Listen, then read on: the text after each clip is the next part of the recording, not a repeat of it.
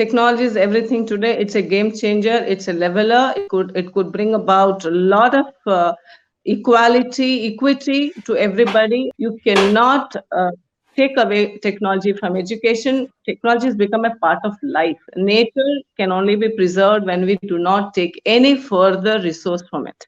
Children would want their voice to be heard. They would want to be spoken. They would want to be heard too. They would want their ideas to be implemented.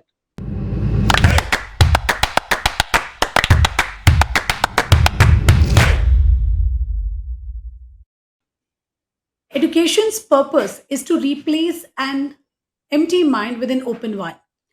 No matter from where you belong in the world or from which culture you come from, education will always open your mind to new perspective.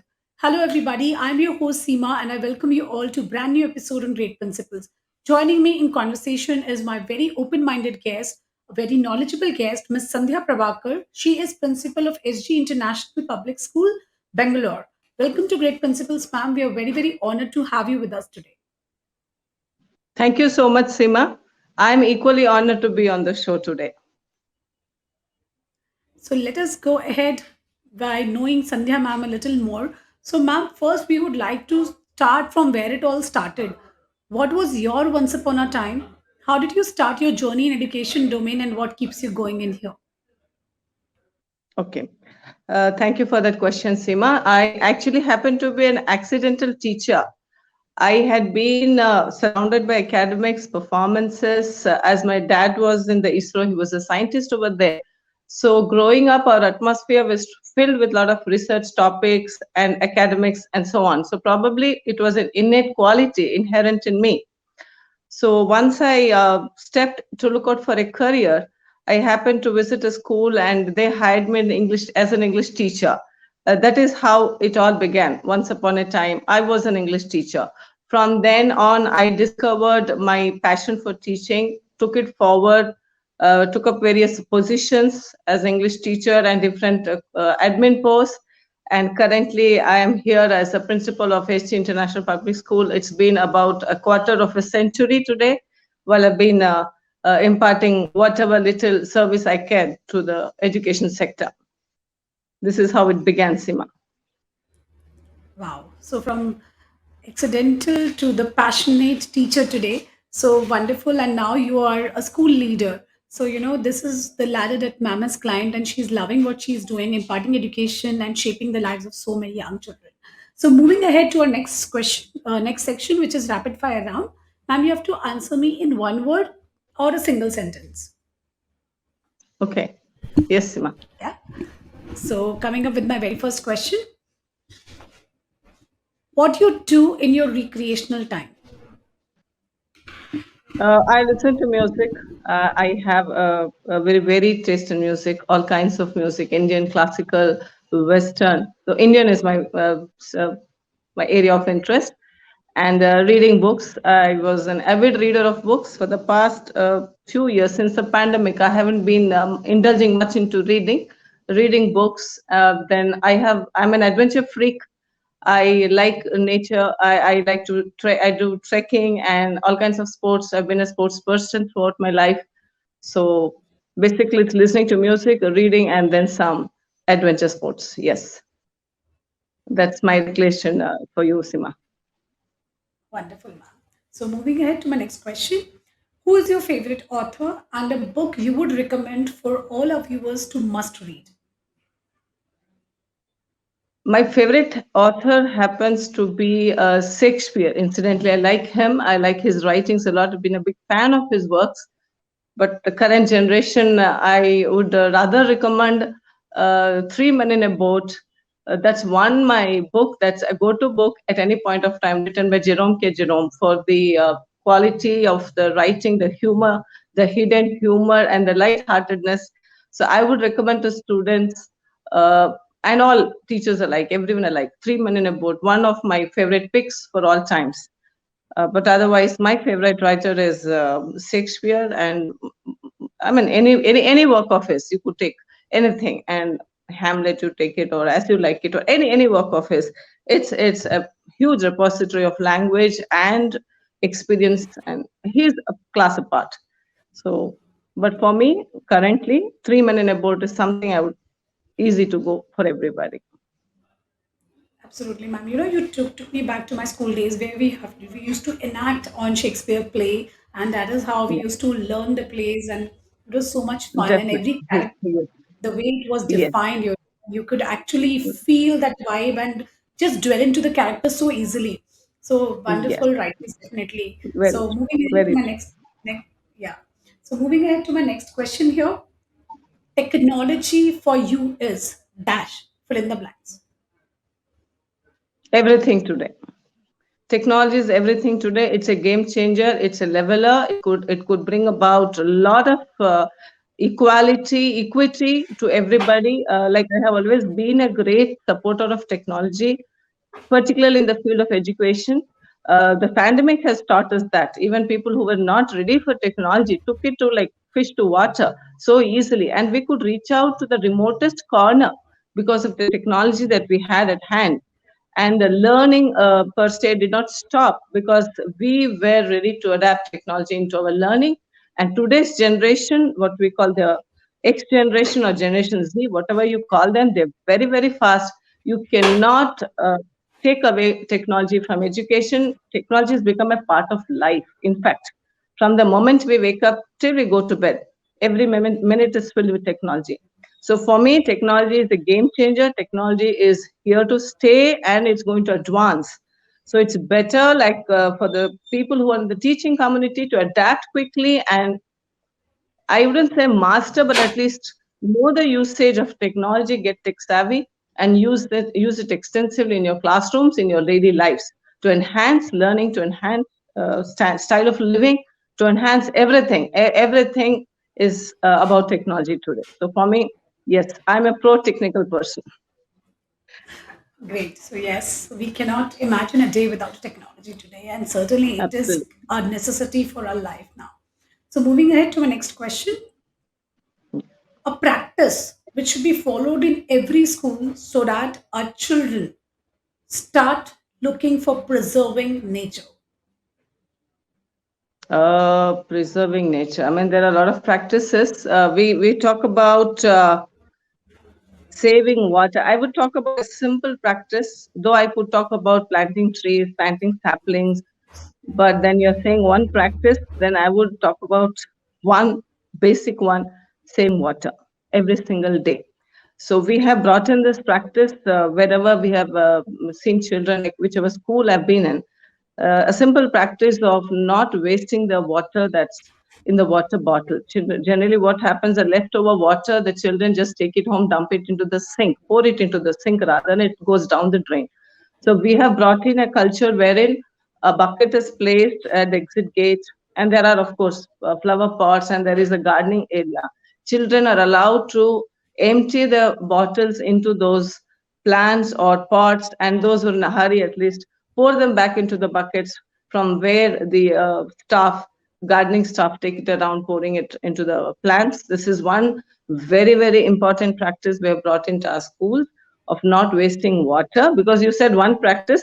So I'm just talking about one which we have tried and it has worked for us. And we have noticed that children now, after realizing the importance of saving water, they tend to use less of water, not waste water. And they in turn go home and turn off taps, and tell their parents, in turn, tell their moms not to splash water around, not to waste water. I believe this is a very, very tiny, minuscule step. But yes, if it is ingrained in our children, start with water, then of course we have many other things: go green, ban of plastics. I mean, we can go on and on speaking about Yeah. this. Nature can only be preserved when we do not take any further resource from it. We try to sustain on already what we have taken, try to sustain with what we have without damaging further. And if given a choice, I would also talk about not using tissue papers, if that was actually practical. We could instead substitute with our good old hankies, handkerchiefs. And that is another practice we have started. It is yet to go a long way because tissue paper has become second nature to us. So that is another thing I would like to take forward. coming forward, going forward. That's something I would like to bring into the classrooms of not using tissue paper. That could save millions and millions of trees, So I would rather say these two are most important currently for me now. Actually, unknowingly, we are using tissue papers extensively, and we all want softer tissues, and thousands of trees are actually chopped down just for the sake of more softer tissues. So I think ma'am has brought in the very important point that yes, a small step is the small practice that we are doing, but every big change was started with the small step only. So I really love the idea of emptying the water bottles, and unconsciously children learn a lot, and then they put it consciously to use. So these kind of practices are must to have, and I think everyone can take inspiration from SG International Public School. And as Sandhya ma'am said, these practices go long run, and they have already tried and tested it. So moving ahead to my next question, sorry. If you were to direct a movie, what would be the title of the movie? It would probably be the dream of a child. Dream A of a child. child's Wow. dream, a child's dream, what a child dreams about, what goes on into the tiny head of a child. I mean, there are a world of ideas in a child's head. So a dream of a child is, I have seen that the children have fantastic dreams, unbelievable ideas. And if we could at least translate that into a movie, if not into reality, if not help them reach that, at least put forth that in the form of a movie for the world to see, then I think we adults, we teachers would realize what exactly is the extent of thinking, the imagination, the creativity that the child has. If we could just, I think it's going to be a difficult task though to choose one particular dream and put it as a movie. I think that would be my movie, child's dream, because I believe everything is in the mind. The world, the entire universe is in the mind. So that's what I believe So my movie would be titled. So having spoken so, you know, fondly about child and child's dream, I have a task for you. So you yeah. have to write the ingredients of an ideal school, which would be coming from a child's mind.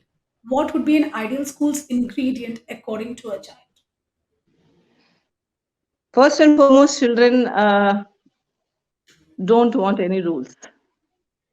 They So don't rule want to free follow school. any rules. Rules. I mean, silly rules. Not the important one. Though they didn't discipline. Silly rules. That's one thing I feel that. Uh, sorry for that. So children would not want any barriers, any rules that would stop them. Children would want their voice to be heard.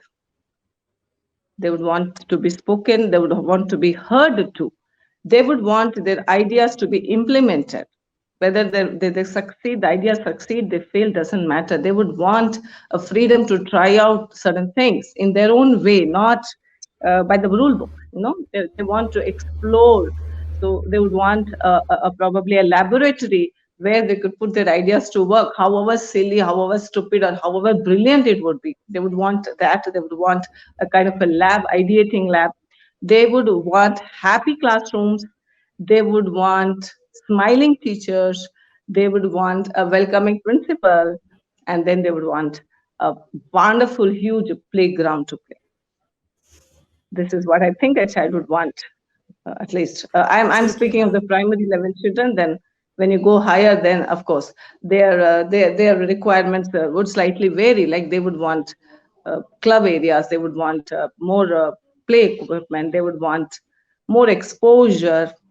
Like I said, most of the children want their voice to be heard. Their opinions do matter. That is what they want. They want recognition that they belong, they matter to us, to the society. I think if we give that, they will grow up into confident leaders and great individuals, and they will have it. They'll have their own individual personality. So they will take the society forward if we give them all that. Yes, this is what I So believe would be the ingredient of a good school. I think my viewers are hearing today a student's principal because she knows students in and out. I still teach, continue teaching. I enjoy teaching. Any day I would love to walk into the classroom, and I mean, my heart lies with the children. Yes, any day. Yeah, and your answer shows that how deeply connected you are with them. You actually can think from their perspective. Beautiful, and this connection really matters. Coming up to the last question of this section, what is one thing about you which many people do not know? Um, okay. If you're not going to ask me to recite my poem, then I do. I used to write a lot of poetry. I was a poet person. I used to love jotting down verses. So this is something not many people know. Whenever my emotions run high, or I'm happy or ecstatic or sad, I express through poems. That is this. Wow. Not many people know this. We all Yeah. need to have this kind of expression, the form, the platform where we can just express ourselves, because when things come out of you, you're relieved and you get more time to introspect. Otherwise they keep stoiling up and you are in your own zone and not able to get out of it. So I think again ma'am has given us a wonderful tip that you all should practice how to bring out your emotions and put it in words. It actually helps. So wonderful. It was great to know you in this segment.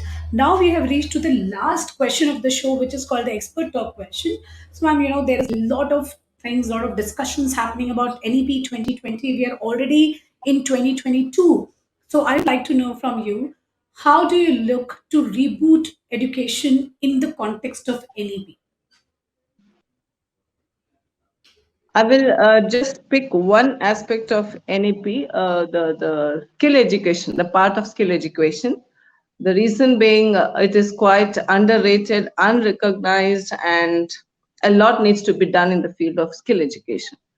So, drawing from my own experience as a student, when I was a school student, I remember we had three different skill labs. I'm talking about 1970s and 80s, when we had a woodcraft lab where we learned woodcraft. In fact, even the girls, we made tiny tables and chairs. I still remember that vividly. We had the commercial art lab where we did batik painting. In those days, tie and dye and batik painting, and we every week we had to come up with something new. And then we also had this home science club where we learned how to stitch, embroidery, simple stitches, and of course the simple sewing machine and all that. So I realized as I grew up that these are skills which held me in good stead. So I would talk about skill education, and here I would talk about a comprehensive skill development. When I say comprehensive skill development, I would also include the home front here. I believe every student, every individual, maybe however young or old he is, should be independent. In making one a person independent, I believe each one needs to know basic cooking skills. It would seem ridiculous. It may sound ridiculous, but trust me, gender. I'm not speaking about gender equality or gender specificity. Nor am I talking about gender discrimination. Every student, every person should know the basic skill of cooking.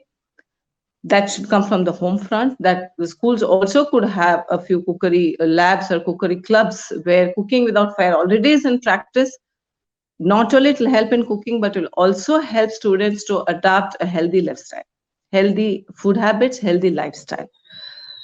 Along with that, in every school, I believe there should be a few skills identified based on the staff's strength, like what kind of skill to be imparted and which staff can be involved in this. So today when we hire people, we hire fresh talent, we see there's a huge gap. Even at school level, when I hire people, industry speaks about it. Definitely there are a lot of researchers, a lot of statistics, a lot of data showing about how industries have this gap between students who pass out from colleges who are not ready, job ready, and the industries struggling to fill that gap. The same gap is seen even in the education sector. So what I would suggest is have a skill lab where you train students, say for a 10-day or 15-day period or for the entire year, and give them a basic certification, so that it is that is a motivation for the child, not only for the student. Also he can proudly go around saying that I can do this. Maybe it could be a small circuit, it could be a small fitting a circuit, it could be bookkeeping, it could be accountancy, it could be financial literacy, any skill talk about. could be a debating, could be speaking, based on the strength of the student, based on what the school can, in what manner the school can support. Definitely, skill education should be imparted to children. In fact, this should be at par with the curriculum, the so-called core subjects. I believe this is what is going to take our students forward in the 21st century. This is what going to give them a space under the sky, under the sun, their own way to shine in future, and for them the basic means of finding a profession, choosing a career path, and so on.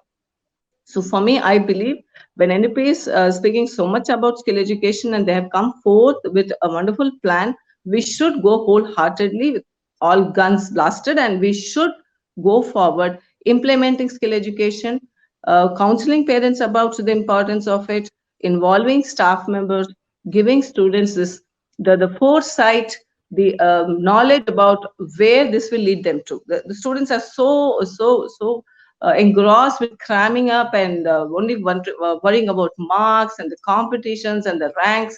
I think they need to understand the importance of skill, whatever skill they need to survive in this world.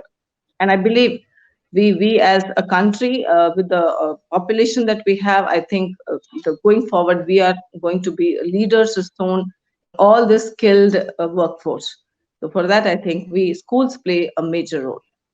So this is what I would like to talk about NEP, bringing in the skill education. And as I told, certification at various levels. I would be glad if it could also be a part of your board exam evaluation. If that happens, nothing like it. One fine day, if the board decides that we would give a certificate for a skill, that would be like great. Yeah, and once board recommends this, that literacy is only an essential element, definitely, but skills is what makes you truly educated, because when you acquire skills, as you rightly said, you're ready to face the world. And ultimately, what are we sending our children to school for? Only for literacy skill? No, we are sending them to get educated, to understand the world and become independent. So I think, yes, once this evaluation pattern is changed, wherein an equal weightage is given to the skills that a child is learning, the scene would be beautiful. Everyone would look forward to gain a new skill, and much needed change would come. I'm sure about it. I'm very positive about it, as NEP has already come in. A lot of things are happening. So this was Sandhya ma'am today. It was great to have her. There are so many things we learn, and truly, I would emphasize again that she is a truly a student's principal. Those one who thinks from the lens of students. She is running a school which is for the students and looks only for the benefit of the students at large. So thank you so much, ma'am, for your time with us. I thoroughly enjoyed the conversation, and I'm sure my viewers also did the same. Thank you so much, Seema, and thank you for this opportunity.